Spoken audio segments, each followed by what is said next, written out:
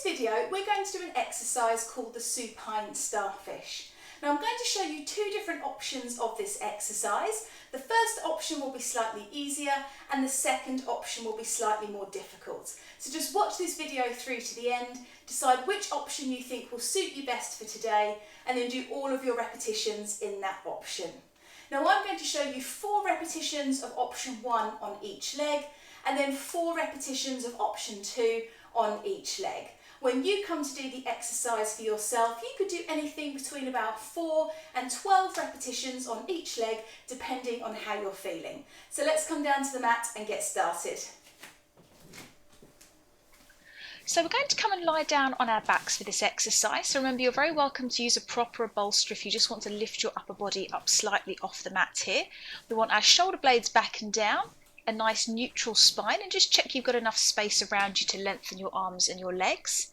Our legs are at 90 degrees on the mat. We inhale to prepare, and then we exhale to lengthen away an opposite arm and leg, inhaling to pull them back inwards. That knee just comes in above the hip, and then we exhale and we're ready to go again.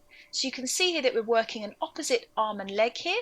We're getting fantastic mobility through our shoulder joint as that arm makes a lovely big 180-degree movement. We want to try and get the fingertips as close to the ground as we can behind us without actually touching. And same with the leg, great mobility through the hip, the knee and the ankle joint here. We're pushing that leg away, trying to get the heel as close to the ground as we possibly can without it actually touching the ground. We're straightening the knee, pointing the toes, and all of this lengthening and stretching through the arms and the legs is helping us to tone and strengthen the muscles in those limbs. Now we're maintaining our neutral spine throughout, so imagine, if you will, a little glass of water on your belly, maybe when the belly wasn't quite so round as it is now here, that we're trying not to spill. So the idea is that as we exhale the arm and the leg away, we engage the core, so draw the belly button down towards the spine, draw the pelvic floor inwards, and use that core strength to keep your body really nice and stable. So we're coming into the second option now.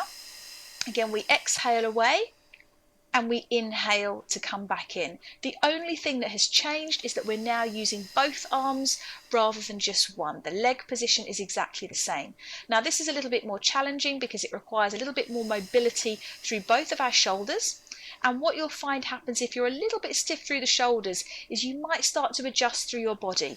You might try to lift your chest and arch your spine to help you get the hands towards the ground, and we don't want to do that.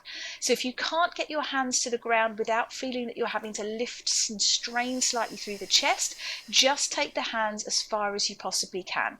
You're still going to get great mobility through the shoulders, hips, knees and ankles, and it will really help you to reduce or get through any kind of impingement that you might be experiencing there. So a lovely exercise for strengthening and toning the limbs, strengthening and toning our deep abdominal muscles here, and it just feels really, really nice through this exercise. So just stretch away on that out breath, pull back in on that in breath.